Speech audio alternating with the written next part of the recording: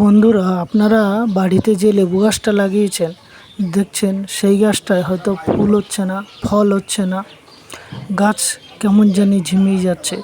কিন্তু এর জন্য একটা ম্যাজিক খাবার আছে, যে খাবারটি দিলে আপনার লেবু গাছ সতেজ থাকবে এবং ফুল ও ফল সারা বছর ধরেই আসবে। আমার এই লেবু গাছটিতে আগে ফুল ফল কম হতো, কিন্তু আমি একটা ম্যাজিক খাবার দেওয়ার পরে এই গাছটিতে ফুল ফল একদম ধরেছে। দেখুন কি পরিমাণ লেবু ধরেছে।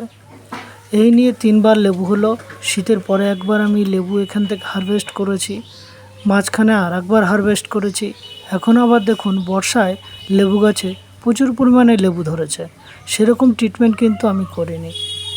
আপনারা যেটা করবেন, বাজারে প্রত্যেকে যান, যে মাছের তেল পটকাটা ফেলে দেয় সেটা নিয়ে চলে আসবেন।